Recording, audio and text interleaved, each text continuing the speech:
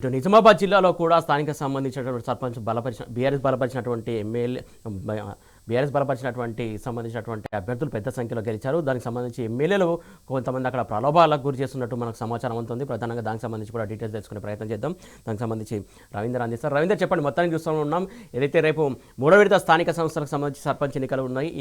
ఈ రోజు రేపు కీలకం కానుంది. మొత్తానికి అక్కడ ఉన్నటువంటి కాంగ్రెస్ పార్టీకి సంబంధించినటువంటి ఎమ్మెల్యే కావచ్చు, మిగతా మంత్రులు కావచ్చు, ప్రలోభాలకు గురి చేయడానికి చాలా అస్త్రాలు సంధిస్తున్నట్టు మనకు సమాచారం అవుతుంది. దీనికి సంబంధించిన డీటెయిల్స్ ఏంటి?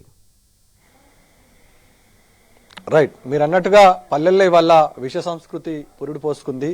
గతంలో ఎన్నడూ లేని విధంగా ఇవాళ రాయలసీమ ఫ్యాక్షనిజం, ఉత్తరప్రదేశ్ లాంటి రాష్ట్రంలో జరిగినటువంటి బుల్డోరిజం ఇవాళ నిజామాబాద్ జిల్లాలో, ముఖ్యంగా తెలంగాణ రాష్ట్రంలో జరుగుతున్నట్టుగా స్పష్టంగా కనబడుతుంది. అందుకు నిదర్శనమే నిన్న జరిగినటువంటి ఉదంతం. ఈ నేపథ్యంలో ఎల్లారెడ్డి నియోజకవర్గ కేంద్రం, కామారెడ్డి జిల్లా కేంద్రానికి సమీపంలో ఉన్నటువంటి ఎల్లారెడ్డికి సంబంధించినటువంటి సోమవారంపేట గ్రామంలో ఓ బుల్డోజర్ వ్యవస్థ చోటు చేసుకుంది. స్థానికంగా ఉన్నటువంటి ఇద్దరు సర్పంచ్ అభ్యర్థితో పాటు అతని తమ్ముడు, సమీప బంధువు తమ్ముడు అయినటువంటి వ్యక్తి, బీఆర్ఎస్ అభ్యర్థిపై పోటీ చేసి గెలుపొందిన అభ్యర్థి, ఇద్దరు వార్డు మెంబర్లకు సంబంధించిన బీఆర్ఎస్ వార్డు మెంబర్లతో పాటు అతన్ని పరామర్శించడానికి వచ్చిన సమయంలో జరిగినటువంటి ఘర్షణనే వ్యక్తిని ఢీకొట్టి చంపించే ప్రయత్నం స్పష్టంగా కనబడింది. ఈ విష సంస్కృతి గతంలో బీఆర్ఎస్ ముఖ్యమంత్రిగా కొనసాగినంత, కేసీఆర్ ఉన్నంత కాలంలో ఇలాంటి విష సంస్కృతి ఎక్కడా కూడా లేదు. కానీ వల్ల పల్లెల్లో విష సంస్కృతి పురుడు పోసుకుంది. దాదాపు ఎక్కడ చూసినా ఫ్యాక్షనిజం, గుండాయిజం, రౌడీయిజం స్పష్టంగా కనబడుతుంది. ఈ నేపథ్యంలో రాష్ట్రంలో అసలు ప్రభుత్వ పాలన ఉందా లేదా అనే విషయం మీద స్పష్టంగా అర్థం కాలేనటువంటి పరిస్థితి. ఈ నేపథ్యంలో ఇటు ఎల్లారెడ్డి నియోజకవర్గంతో మొదలుకుంటే అటు నిజామాబాద్ జిల్లాలో ఉన్నటువంటి చిమన్పల్లికి సమీపంలో కూడా అదే పరిస్థితి ఏర్పడింది.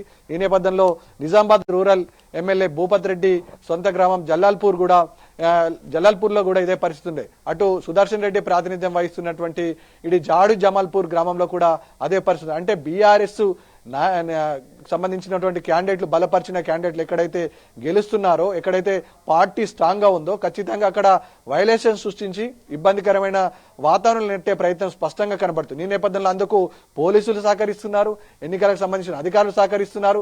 ఈ రౌడీజాన్ని స్థానికంగా ఉన్నటువంటి నాయకులతో పాటు సిట్టింగ్ ఎమ్మెల్యేలు కూడా సహకరించడం ఇందుకు నిదర్శనం స్పష్టంగా కనబడుతుంది. ఈ నేపథ్యంలో గతంలో ఇలాంటి పరిస్థితి ఎప్పుడు కూడా లేకుండే. పల్లెల్లో సామరస్య పూర్వకంగా ఎన్నికలు జరుగుతుండే. కేసీఆర్ ముఖ్యమంత్రిగా ఉన్న 10 సంవత్సరాల పాటు 2 దఫాలుగా ఎన్నికలు జరిగినాయి. 2 దఫాల్లో కూడా ఎన్నికలు సామరస్య పూర్వకంగా, కొన్ని గ్రామాలలో కనీసం కాంగ్రెస్ సంబంధించిన ఏజెంట్లు కూడా కరవయ్యే పరిస్థితుల్లో ఉన్న సమయంలో కూడా ఎలాంటి వైలేషన్ లేకుండా నియమబద్ధంగా ఎలక్షన్ ఈసీ కమిషన్ స్పష్టంగా అప్పుడు జరిగే పరిస్థితి ఉంది. కానీ వల్ల అలాంటి పరిస్థితి పూర్తిగా లేకుండా తయారైంది.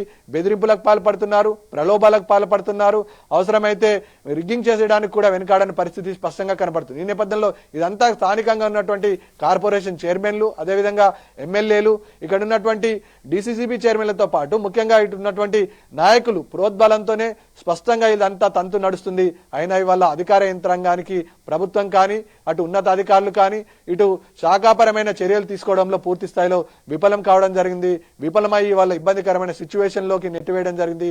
ఈ నేపథ్యంలో ఇలా దాడులు జరగడం పట్ల ఇవాళ బీఆర్ఎస్ క్యాడర్ యొక్క ఆత్మస్థైర్యాన్ని దెబ్బతీసే ప్రయత్నం చేస్తున్నాం అనుకుంటున్నారు. కానీ వల్ల అలాంటి పరిస్థితి ఎక్కడ కూడా కనబడతలేదు. ఇదంతా తంతు జరుగుతున్న సమయంలో కూడా ఉమ్మడి నిజామాబాద్ జిల్లాలో 2 ఫేజ్లో జరిగినటువంటి 414 సంబంధించినటువంటి ఇందులో తాండాలు, మేజర్ గ్రామ పంచాయతీలు కైవసం చేసుకున్న దాఖలాలు ఇప్పటికి కూడా స్పష్టంగా కనబడుతుంది. ఈ నేపథ్యంలో ఇవాళ